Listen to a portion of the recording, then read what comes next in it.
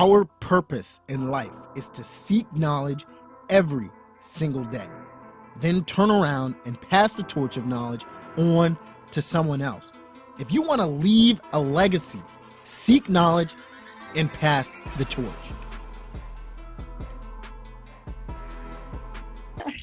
All right, here we go. All right, we are on another episode of Pass the Torch podcast. Really excited tonight. We have Melody Beuzelin, or Beuzelin. I probably butchered that.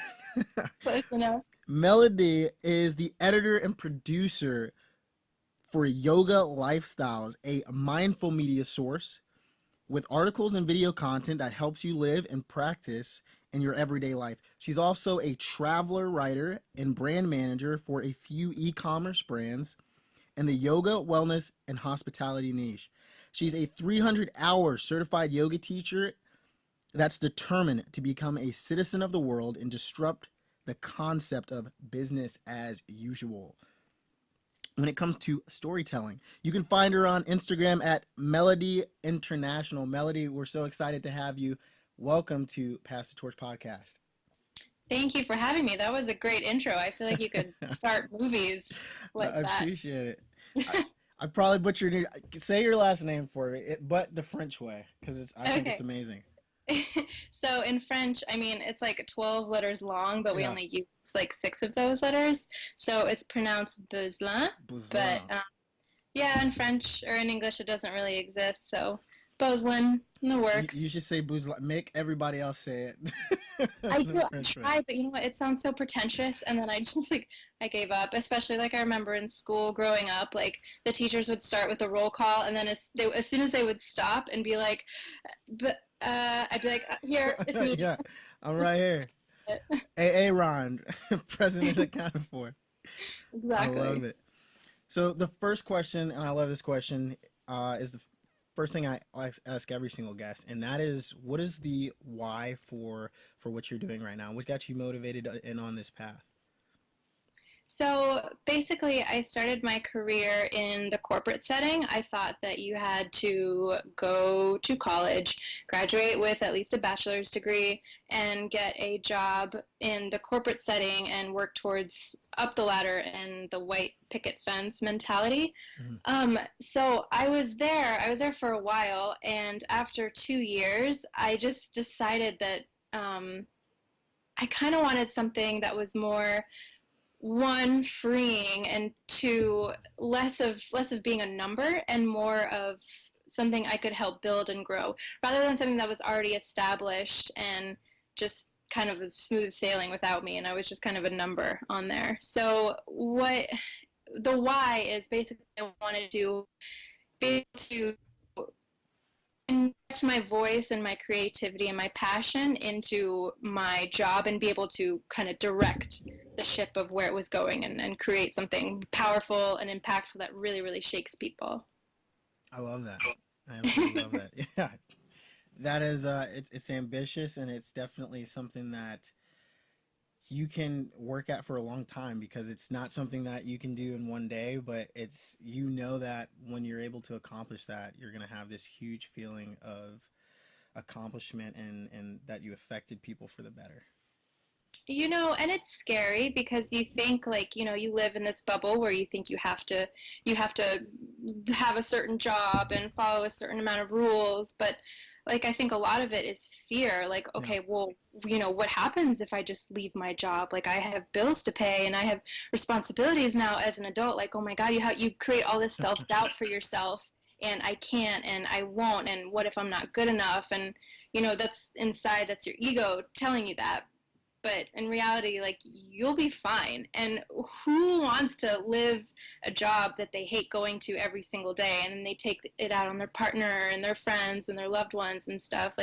No, you should be anything that you should do, it should be a fuck yes.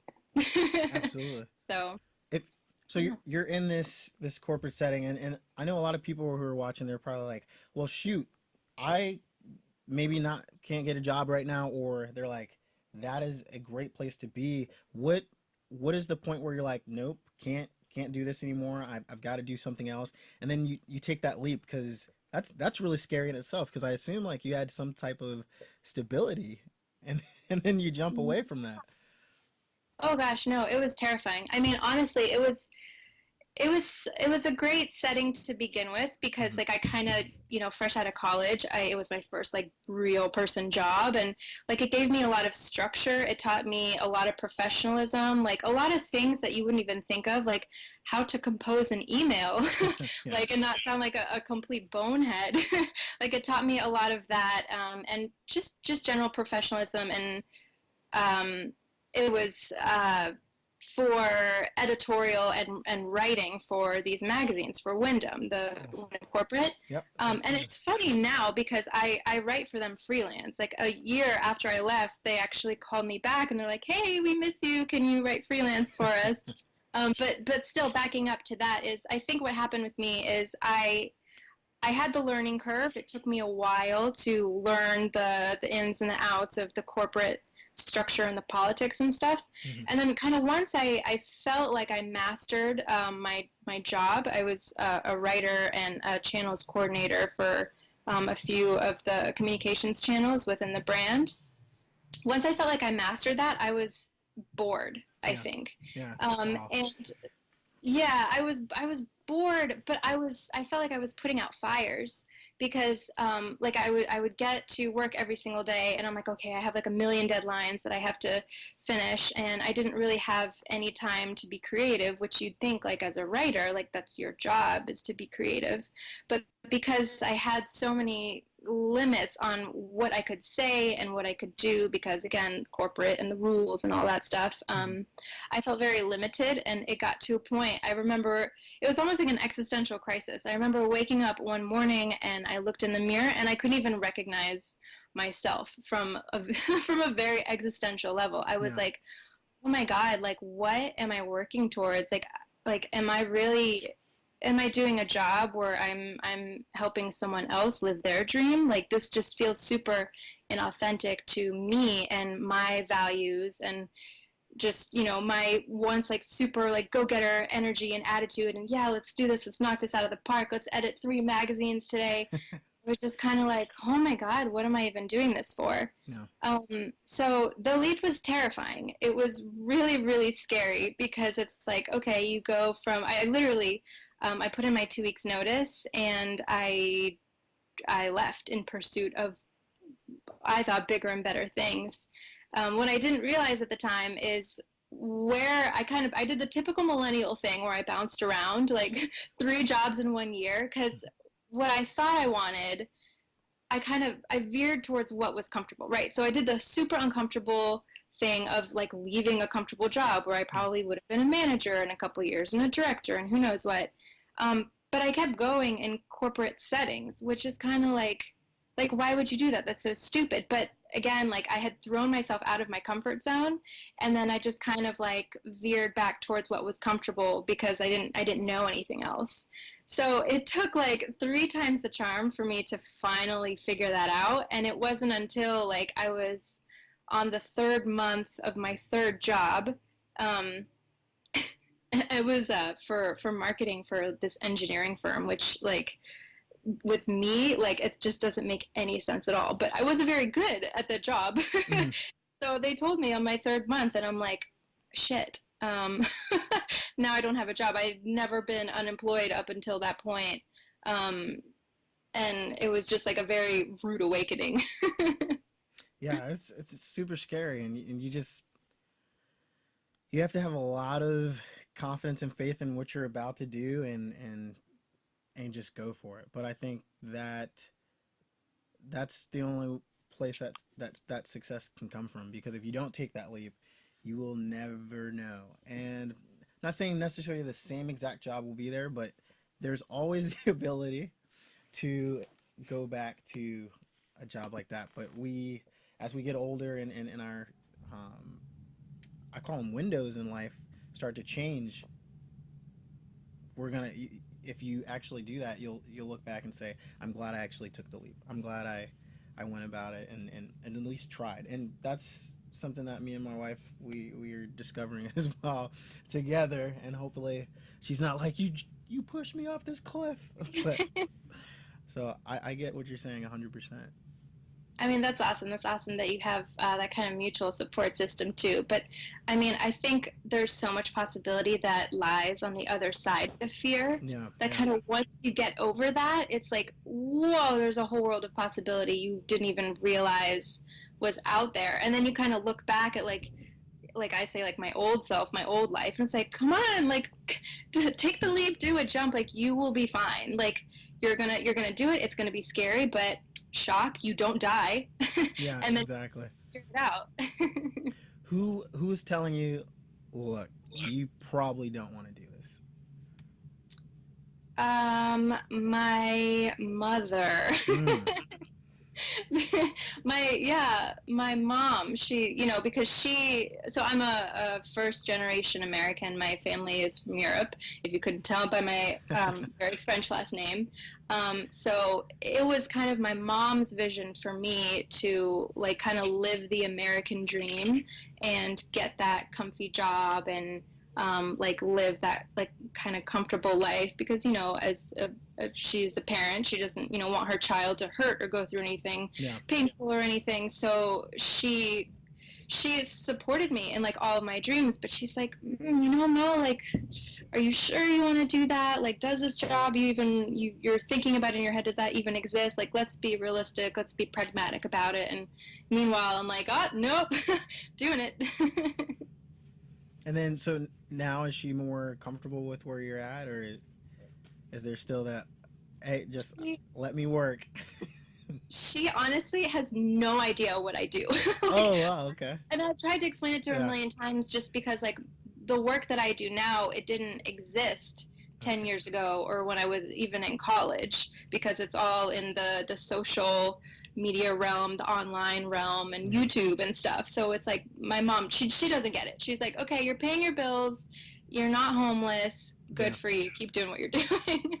Well, let's talk about leaving the corporate and then going in. Did you go straight into yoga lifestyles, or? Nope. I bounced around a little bit. Yeah. Actually, how I say it kind of manifested for me. Yeah. And I know that sounds like really woo-woo, silly stuff, but I was unemployed for the third job that I kind of bounced around to, and basically they said, no, you're not good enough. So I was unemployed realistically for the first time since I was like 16. Right, I've had a job since I was 16, like like as a barista and then whatever. Yeah. And so what I did after I lost my job is, it was, I think, a real test of my character, because I got up every single day at 7 a.m. and I went to Starbucks and I just applied to jobs all day. And I was on the phone talking to recruiters and trying to like basically get a job. And at this point I was so exhausted with the same kind of theme of corporate that I was like, okay, no, like this next one, like this is, it's going to be the one. Like 4 times the charm. And it was literally a advertisement for a social media manager, and I didn't know anything about the company. In fact, it was under a different name than Yoga Lifestyles that I work at now. So I was just firing away. I'm like, okay, throwing the spaghetti at the wall, see what sticks, and then kind of hopefully pick and choose from there. At this point, bouncing around so much, I thought, okay, I have good interview skills. I know how to doctor a resume to like really bring out my talent. So like I'm pretty confident that I can get a job. But now it's like, okay, I want the job that I actually want. So I got a call from the founder, Steve Howe, and he brought me in for the interview. I had no idea what the company was about because I tried to research it, and there was like no trace of it online. And I'm like, dude, what exactly do you want me to do?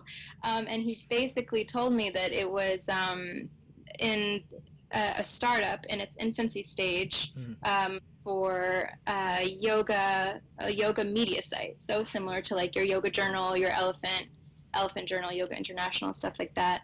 And his vision for it was that you would have the media site, Yoga Lifestyles, and then underneath it, some e-commerce brands that were all related to the yoga niche. So yoga mats and accessories, essential oils, things like that. So he had this huge vision for creating this idea and what he wanted to do with it, but he needed someone to help bring that to life. And so when I joined the team, it was with 3 other people. Mm-hmm. So yeah, and he was super hands off with kind of our decisions and what we wanted to do. He gave us general guidance because he's an entrepreneur, but he owns like 11 businesses. It's not studio. But he's just like, all right, like, let's see what you guys can do. So kind of my role started out as the social media manager for the brands and the editor for the blog. Mm-hmm. And so I started doing that a little bit. And then we also had this full video production team. And my boss wanted to create videos. And we're like, okay, cool. Who's going to write the scripts? Who's going to cast the talent? Who's going to direct and produce all of this? There was no one to do that. So I'm just kind of like, I'll give it a shot. I'll try. So that kind of helped me carve out my role in the production sense.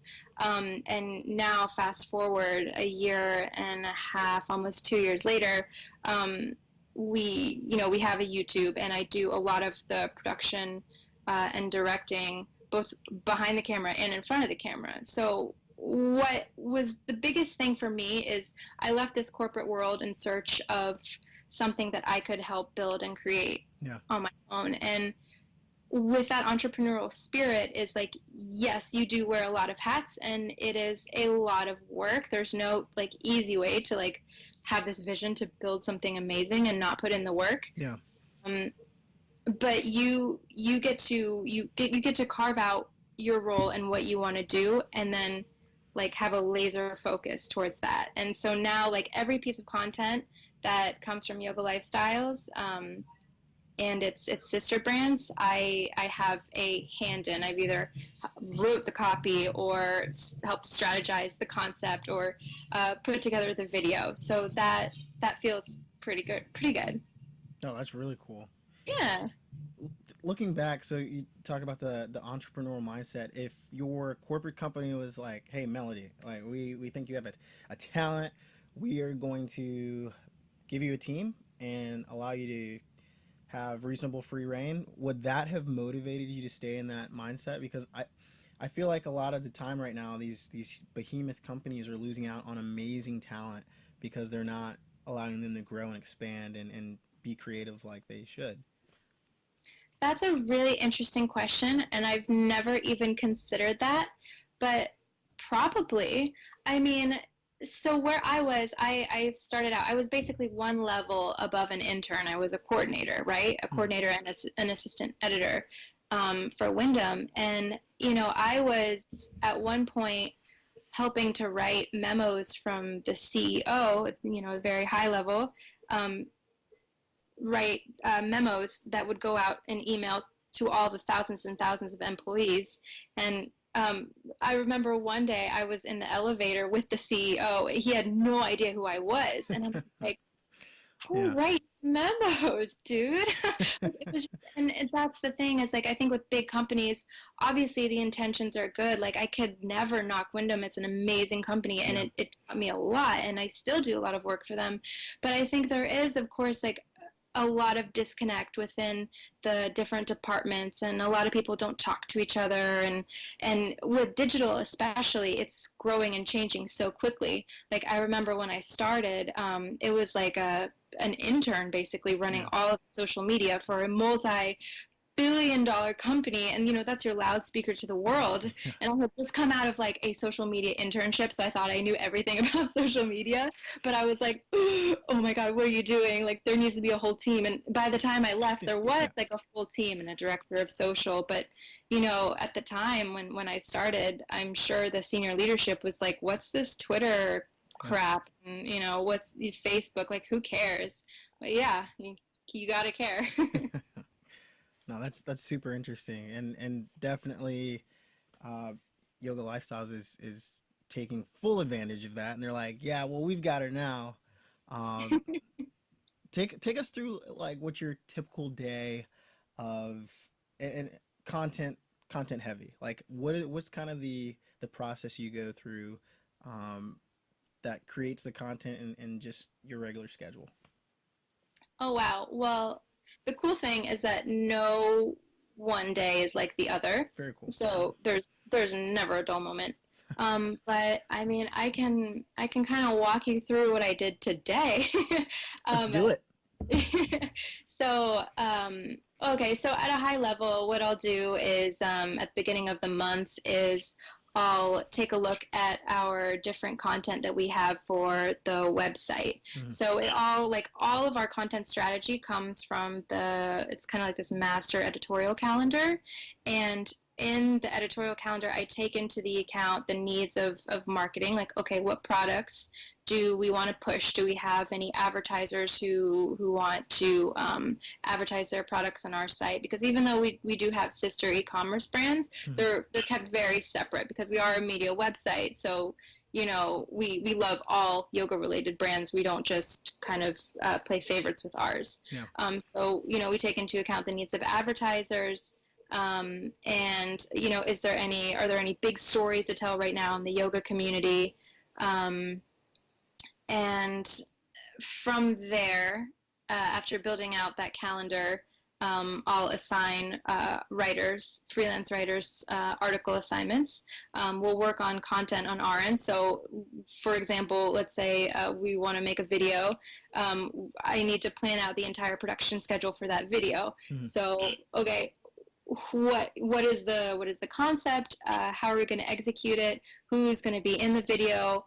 I usually write the script, have a production meeting, and then kind of plan a date for that. And then even after we film the video, there's a whole distribution plan that we fired away first on YouTube and then on our Facebook page and then our Instagram story. We have, watch the video, swipe up to go to the YouTube. So Yeah. it's very integrated. I'd like to say it's a well-oiled machine, but I mean, by no means like a one-woman show. Like, yeah, I have a lot of help and stuff, even though we are a small team, but we all do kind of put our heads together and make it work because we do have that mindset where it's like, okay, like, we could go under tomorrow. Who knows? Like, we Yeah. have to treat every single day like, basically it's our last.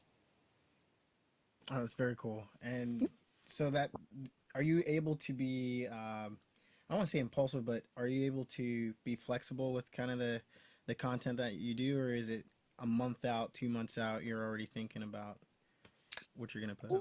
In an ideal world, I would love to plan out content 6 months in advance, Yeah. but the nature of our business, and especially being the media, that's just not how it rolls. Mhm. We could have a huge urgent story going on in the yoga community, Exactly. which actually there is one right now, and we kind of have to act on it. It's this big issue with a huge yogi, like a famous yogi, and a business, and they're Mhm. having issues. They're colliding heads, and it's like making waves in the yoga community because this yogi is so and this was taken advantage of. So that's like really big right now, and we have to be like not only like proactive with our content but reactive too because Yeah. we want to, we're the eyes and ears of the yoga community. That's what we aim to be. So we want to be able to get content out on a timely manner. So if something happens, we have to act on it. So yeah. Yeah. And I'm seeing that you're not just organizing it and writing it and distributing it. I've seen you in content as as well. So how did you get involved in the content? And you're in videos. So that's vastly different than just writing and distributing it. And you're confident and you look like you're having a great time. So can you talk to us about that? How did you get involved in that? Oh my gosh, yeah. So that's super fun. Yeah, it goes back to kind of the beginning with when we had our production team and we had no one to really lead them. And Mhm. they're professionals. Like our chief videographer, like he's like won an Emmy for his work. He does Wow. like Wow. work for Disney. He's amazing and he's the most like humble dude ever. You'd never guess. He's great, super talented. But we didn't have really any like content direction. So Mhm. that's kind of where I tried it, and the boss, the founder, he was just kind of like, yep, see what sticks, try it, see what Yeah. happens. So originally how it started, I think, my other coworker and we wanted to do review videos for products. Mhm. And we're like, oh, like it's going to be super expensive to like hire someone and then film with them and then negotiate the deals with partners to get them to send us their product. And, so we're like, you know what? It would just be easier and cheaper if we were in the videos. So, we we sent out a bunch of emails to a bunch of brands that were related to us, Mhm. and a few of them responded. Like one of the big ones, the first big ones was Lifeform yoga mats, and Daily Harvest, which is like Lifeform is a really popular yoga mat, and Daily Harvest is a monthly smoothie subscription service. Um, and Perfect. so yeah, we were like, oh, this is so cool. And so we just we had the idea and we just brought it up, and our team was kind of like, hell yeah, well, let's do it. So we did it, and now I write a lot. I write all of the scripts pretty much, but I'm in the videos too because we have a production need. We have a need to get out a piece of content, and we need to make a video about it. I love doing it, and I it's fun. Yeah. So team is like, okay, yeah, do it. It's easier than coordinating talent, and having like castings and stuff, which we do. We work with a lot of yogis and a lot of talent, but some stuff I'm just like, you know what? If you want to get something done, sometimes you just have to do it yourself, and that's what I did. I stepped in. I exercised my bravery muscles, Yeah. because getting in front of the camera and Yeah. yoga is so much different than teaching to a class of people where they're like reacting to what you're saying, like where it's like you're teaching to a camera and it's like they can't respond or make any kind of noise because it'll disrupt the film. So that's interesting to get over, but it's a Definitely. lot of fun. Yeah. Yeah, I was watching and I was like, I think you were instructing on straps, and I'm like, because Yeah. if I'm looking at a website right now, I'm like, I don't know what I do with this, but now it's awesome because it's definitely a resource. There's just from the products to the videos, the ecosystem of yoga lifestyles. And again, they're not paying me to say this. I'm saying it's completely free. It's a great website. And for someone like You. I'm a Marine, um, and yoga and Marine isn't necessarily something that's usually used in the same sentence. But it was very cool. I'm like, okay, look around my shoulder. I'm definitely gonna check out the website even more, and it's something that I'm gonna be able to research. But you've made it really easy to, if you want to learn something, just spend some time on the website and come back, do it again, and then you'll pretty much be an expert, just by watching what you guys are doing and checking out the different products. So I love that about what you guys do. Thank you. You should do yoga. You're missing out. Yeah, and let's talk about that. So it's not something you've done all your life, right? It's something that was kind of introduced to you later because of this experience. But what positive effect has yoga had on you? How do you feel about it? Oh, wow. Okay, so you're right. Yeah, I haven't been doing yoga all my life. I did it off and on since I was 15, but never really like Oh, committed that's a to long practice. time. Yeah, yeah. No, but not. It was kind of like, oh, I'll take a yoga class at the gym, and then like 6 months later, like do one online or go with my friend. So it was like super on and off, not committed at all. Mhm. It wasn't until I got the job with Yoga Lifestyles. I was the editor of the blog, right? And I remember like, okay, yeah, I got this. Like I was interested in it, and I thought, I knew everything that there possibly could to know about it. And then I started editing these articles, and they're talking about nidras and prana and pranayama and all these like very yogic terms that were Yeah. so foreign to me. I'm like, oh, fuck, I have no idea what I'm talking about. So I'm like, I should investigate this a little further. Yeah. So my investigating further was to dive into a 300-hour yoga teacher training that took place over the course of 10 months. Every weekend or one weekend a month. Yeah, it was one weekend a month, Saturdays and Sundays from like 12 p.m. to 8 p.m. yoga. Wow. So it's like 16 hours of yoga in one Yeah. weekend, but it's not just the poses. So a lot of people who might be unfamiliar with yoga think that it's, warrior one and shavasana and child's pose and stretching and whatever. Mhm. But the poses are actually one of eight.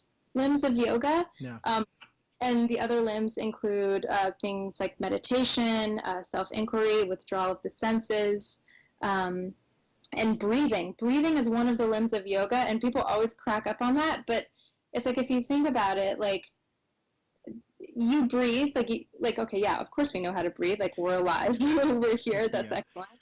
But I mean, we naturally we breathe in shallow in our chest. So like how we were supposed to breathe. If Mm. you look at a little baby's belly, you'll see it rise and fall. That's the correct way to breathe. But we've taught ourselves because especially like as a woman, that's not attractive to breathe and puff out our bellies. So we actually just we shorten our breath, and that can cause headaches and all sorts of issues. So one of the limbs is breathing, and there are, first of all, millions of different ways, like methods for breathing, and just by sitting down and breathing mindfully, like you can clear your head, you can relax yourself. There's energizing breaths too. So long story short of what yoga has done for me, it's oh my gosh, just night and day. It's made me more focused, it's made me more patient, and it allows me to receive people for who they are. Yeah. So like you're taught in teacher training, if you're teaching at a studio, anyone who walks through your class doors, you need to understand exactly what they need from you that day, because teaching, it's not about you. It's never about you. It's how you can serve others. And then and then yoga for you, the ultimate goal, I think, as a yogi, is to reach that point of higher consciousness, of nirvana. They call it your higher self, Mm-hmm. your higher being, and it's just where you're at such peace with yourself and everything around you that you can go on this journey in your mind, and nothing can harm you, nothing can touch you. Ego is this tiny little prune that doesn't even exist. It doesn't tell you you're not good enough. It gives you a lot of self-empowerment, and I think that can be applied to every single situation, career, mentality out there. Absolutely. Yeah. I love that. Who's someone in the yoga world that you're just absolutely blown away by, who is kind of a role model for you that you want to emulate? Oh my gosh. Oof, there are so many. But one in particular, her name is Jennifer Glass. Mm. And she's incredible. And she had a cool story where she came from the corporate world. She worked in like an ad agency, managing like all these huge clients. And her story was that she got carpal tunnel from like being hunched over on her laptop and typing away and Okay. texting Wow. and stuff like that. Yeah. So her doctor recommended that she do yoga, and basically she was a classically trained ballerina, a gymnast her whole life. She was super athletic and in great shape, and she Mm-hmm. never tried yoga. And she basically was like, "Dude, what are you talking about?" And then she went to her first yoga class. She said she actually hated it because she thought it was like too slow, but she kept going back, and she started noticing not only her hand and wrist issues completely went away, it tapped into, of course, the mindfulness and the inquiry and just seeing the world around you through a different lens. And that, I think that's what always gets people, is people go to yoga to either get a good workout or to chill out. Yeah. And the other benefits that you get from it, I think that's why people are like, oh, like why, like yoga, okay, it's cool, but like why are people so obsessed with it?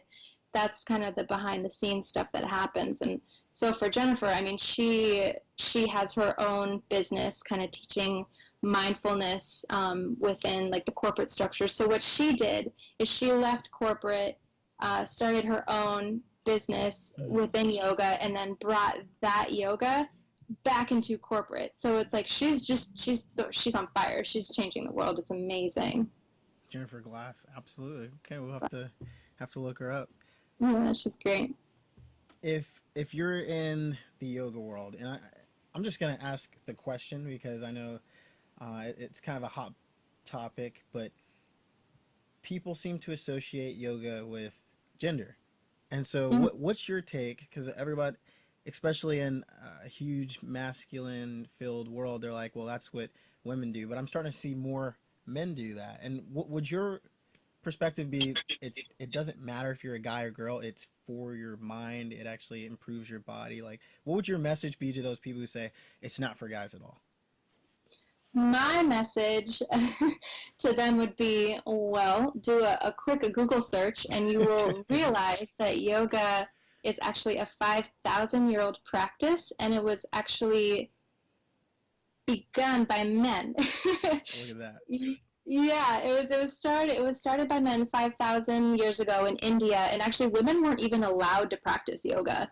And it wasn't until the 1950s when this young woman named Indra Devi, she like begged this like yoga guru to be his student, and he accepted, and she brought yoga originally to California, to Southern California. She opened up her first studio teaching yoga to like housewives, and she taught Marilyn Monroe. She taught a bunch of celebrities yoga. So I would say, yeah, I mean, originally it was for men. And then, I think kind of now how the West has kind of adopted yoga is, we focus a lot on the physical, and that it's a very, you see on Instagram like the really really pretty poses and Yeah. the beautiful yogis, and certainly like the poses are a part of it, but again, there's so much more to that world that can give something to everyone. I don't care if you're a Marine, I don't care if you're, a stay-at-home mom or a teacher. Like at the end of the day, like we're all one. I am me, you are me, we are all we. So like yoga doesn't discriminate Yeah. skin color, gender, even religion. A lot of people think yoga is a religion, and even though it did develop in India, yoga is not a religion. Your higher power could be God or Allah or whoever you want it, the universe, if Mhm. you're not into religion. Like, it's accessible to everybody, and that's what's beautiful about it. I love it. And I'm gonna ask because it's the name of the website, but I know you have a great answer for this. Uh, to you, if someone's like, if they're new to yoga, or even if they're not, if they're someone who's been doing it for a long time, what would you describe a yoga lifestyle as? Ooh, oh, what is a yoga lifestyle? Hmm, that's a really good question. um, wow, can I think about that for a minute? Yeah, absolutely. Okay, what is like a yoga lifestyle? Okay. Uh, any yoga lifestyle would be living your truest and most authentic self. So, with yoga lifestyles, of course, it's part yoga, part lifestyle, because I know that you spend an hour at most on the mat once a day. Some people it's twice a week or twice a month or twice a year, whatever. Mm. But you do more in your life than practice yoga, right? You have other interests. You maybe go to concerts or watch movies or have other hobbies. So Yeah, it's like, what can you take from your mat and into your life to live your most authentic, truest life in whatever you do? How can you be mindful and have that sense of awareness? So, yeah, authenticity, I love it. I love it. I love lifestyles. it. So somebody comes up to you, guy or girl, and they're like, Melody, you're so awesome. I really would love for you to be my mentor. What would you tell them would be your expectation? Like maybe they want to get better at the yoga, better at yoga, or they want to have sort of the same entrepreneurial mindset as you. How would you frame that relationship if you were sitting down with them over tea or coffee or something? Awesome. Well, I would probably whip out a piece of paper because I'm old school, Mm. and I would say, okay, let's write down your passions. Tell me right now what are 10 things that you love and 10 things that you are not into at all. Mm. So then from that list of 10, let's narrow it down to five, um, and then narrow it down to your top three. And those top three are obviously your most important things that you love. Whether it's what you love doing or what you're interested in or passionate about, right? So you only got 3 out of 10. Um, and then every single decision that you make moving forward, if it doesn't align with one of those top three interests, then it doesn't serve you and you just need to get rid of it. So that means if, you want to start your own yoga business or like grow your social media following on Instagram as a yogi. Okay, great, and I do help consult with that for a number of different yogis and individuals. Um, and so if you have someone in your life that kind of distracts you from your yoga or wants to like just party all the time and go out drinking and takes you away from your yoga, it's like, Yeah. does that person really serve you, your purpose, and do they really support your goals? If you express to them that you're not into it, like you might lose that individual in your life, and that's okay, because you know what, like at the end of the day, you need to live your life the way you want it, and it's not like about what other people do. You're not going to be thinking about like, oh, like I wish I went to that one party, like dying alone on your deathbed or whatever. You want to have accomplished all the things in your life and lived your truest life. I love it. And I like the old school pen and paper because I do the Yeah, same things. Even with iPhones and all the technology, we can still go back old school. So yeah, it's not very real cool. unless you write it down. Love it. Definitely. Okay. So you might say pen and paper to the next thing I'm gonna ask, but I always like to ask people what is a key resource, and you're an incredibly busy person doing a lot of different things. What's a resource that you use that keeps you on track and ensures that you can be successful throughout your day? Okay, so I read a lot, and I um, what I would say, learn from as many different people that you can, Mm, because I know your show might focus a lot about mentors and having one specific mentor, or maybe a small number of them, but you really can learn something from everyone.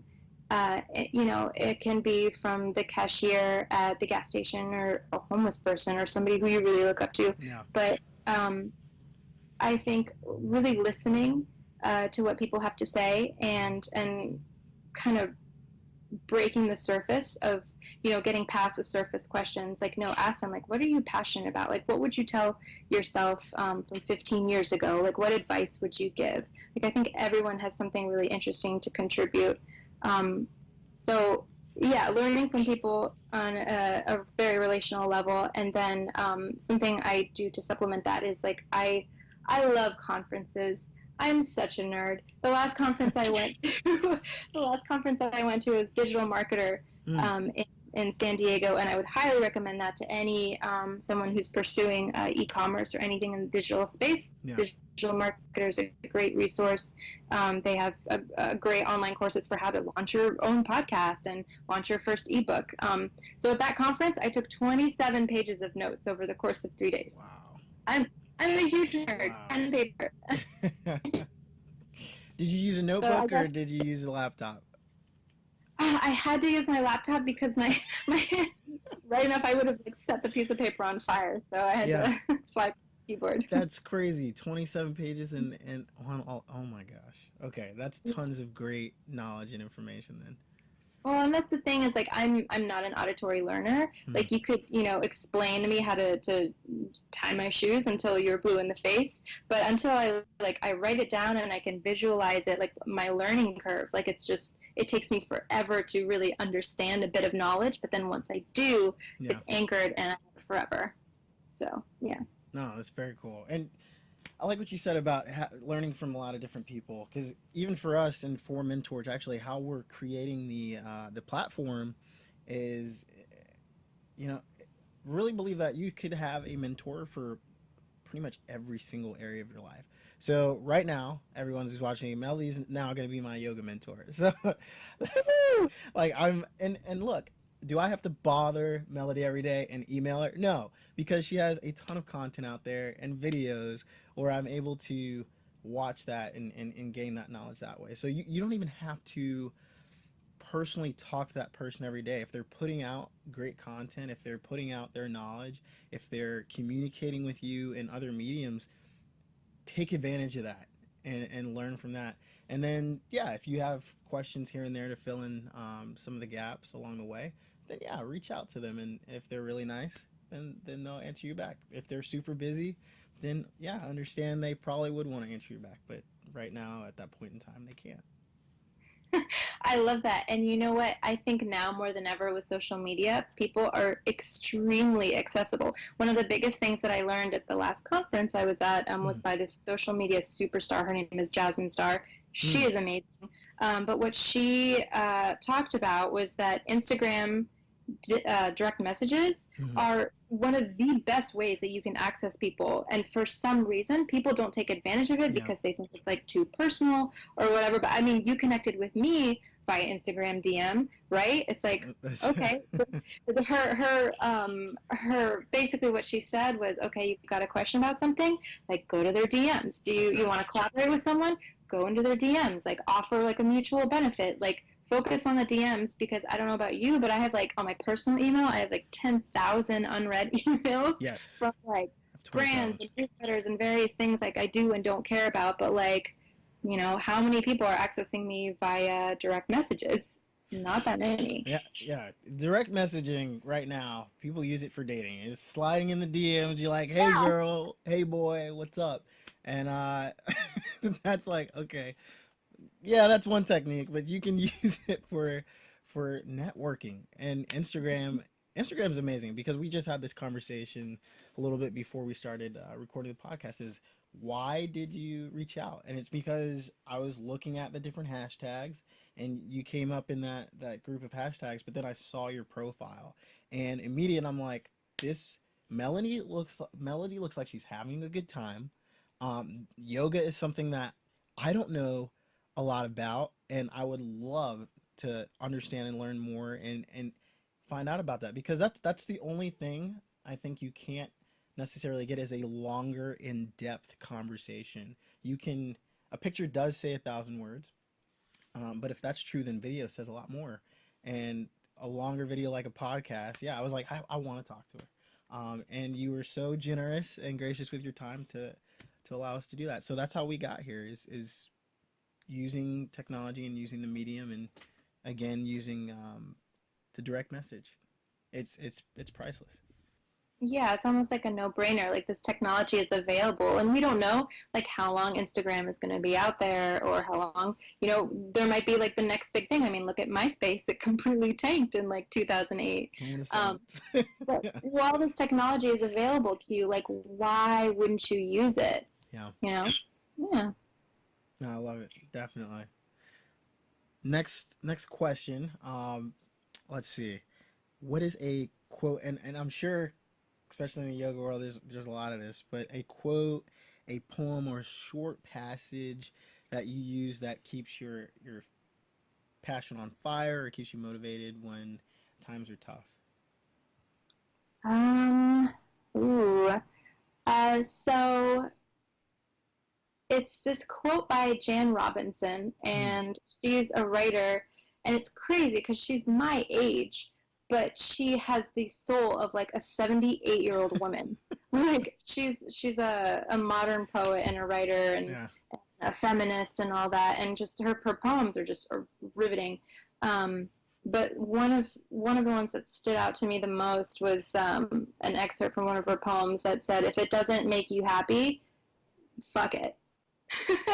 That's the Like if poem? it, yeah, I mean, That is really. that's awesome. And it That's might be like very wow. crude, especially oh, like that's not yogic, like oh whatever, who cares. But no, it's true. If you don't like your job, then fuck it. If you're in a relationship and that person is making you miserable, then fuck them. If you don't like the color of pants that everyone else is wearing, like fuck those pants. Wear a dress, wear shorts, like whatever. So it's basically, I think it is very yogic. It's Yeah. do what serves you the most and makes you feel the most fulfilled. So yeah. Very cool.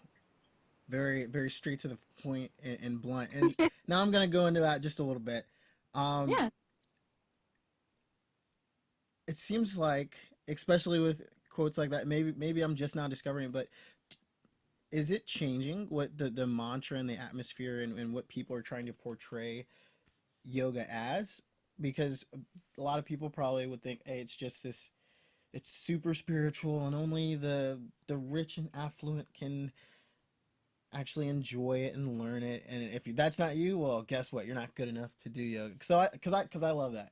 If it doesn't make you happy, fuck it. That's, I think more people can associate with that than they can some super crazy esoteric quote. So just kind of your thoughts, like how is the atmosphere of what yoga is now and the different people who are attracted to it? Do you think that's changing or is it still the same old?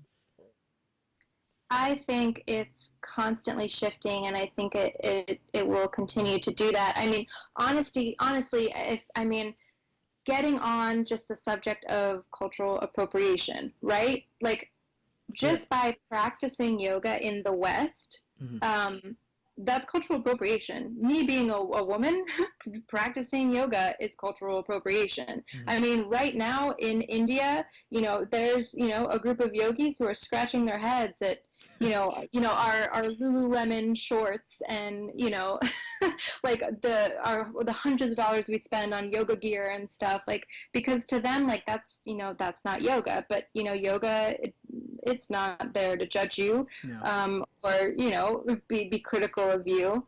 And so they acknowledge that, and I think over there the community is very confused and will continue to be confused at kind of how we have taken yoga and sabotaged it. I mean, now we have like chicken nugget yoga and goat yoga and whatever.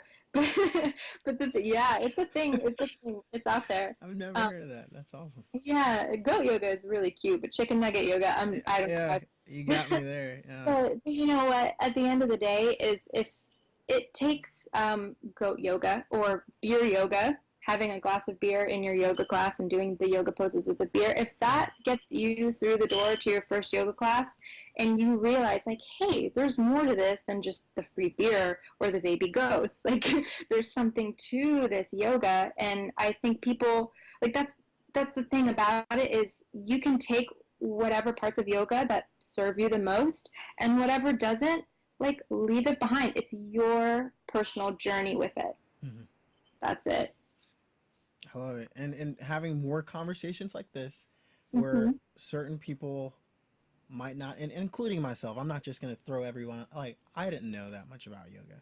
And just with this one conversation with you today, I'm more excited about it. I want to study it more, and then I want to talk to other people about it more. I'll figure it out. Take my wife. We'll go do yoga or something. We'll figure out a day where we're gonna do that.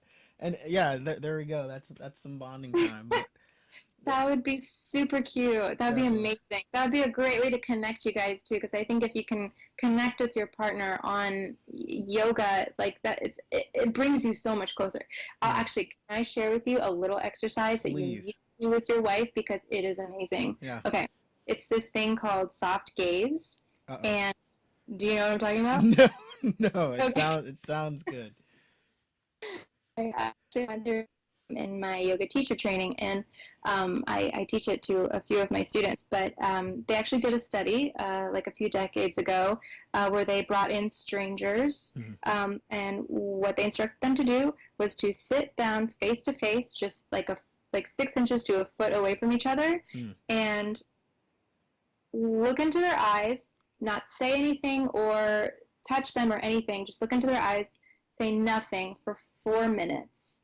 And so yeah, it's really weird, first of all, Mm-hmm. especially I would imagine doing it with a stranger. But after the study was over, what happened was they asked the people, like, how did they feel, and they felt this connection to this other stranger. And actually two people, or two couples, they actually got married. They were complete strangers, and they got Mm. married. Yeah.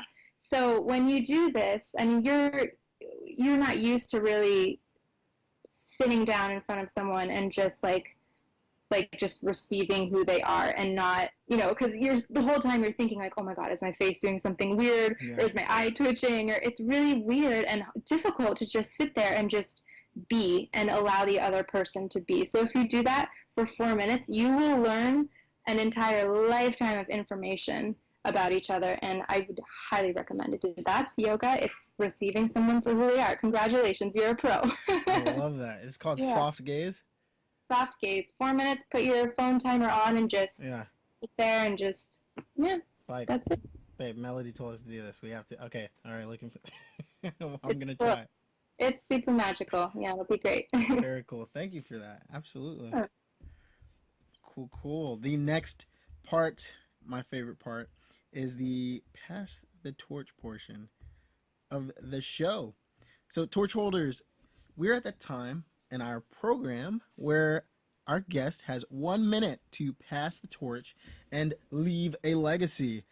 We all know a mentor is a person who's achieved a level of success that we desire and can effectively guide us to success as well. Based on the success, Melody, that you've achieved at this point in your life, if you could leave a legacy to someone in the same situation or a similar situation as you, how would you leave a legacy and pass the torch in 1 hot minute? Whoa, okay, I got 1 minute. Okay, wow. I would say um, write down a list of your goals, have the big picture in your mind, write that down, put it up on your wall every single day, put it in your phone, look at it as a note every single day, and make sure everything you say and do and however you interact aligns with that overarching goal. And dream big. Look beyond fear, because once you get past that, it's like you discover a whole new realm of possibility, and you arm yourself with so much new knowledge just by getting over that hump and ignoring that voice inside you that says you're not good enough and you can't do this. Like, yes, you can. There's no time like right now. Just fucking do it and believe in yourself, because at the end of the day, you only have you. Love it. Just do it. Get out there. Easier and said be than you. done, of course, but the hard part is, like, the journey is the most beautiful part, because if you go through your whole life and you don't really have to work for anything, then like, who are you? You have no depth. Like, you want to, like, fail. Maybe that would be my big one. Like, fail as many times as you possibly can, because you fail 29 times. On the 30th time, you're going to get up, and like, what if you didn't try that one extra time? Do it. Fall on your face. Boom. Mic dropped. I love it. So go out there, do it. You got your yoga lifestyle, figure it out, and make sure you watch Melody. Go to @Melody International and just keep updated with her amazing content. This has been another episode of Pass the Torch podcast with Levante and Melody, reminding you to seek knowledge and pass the torch.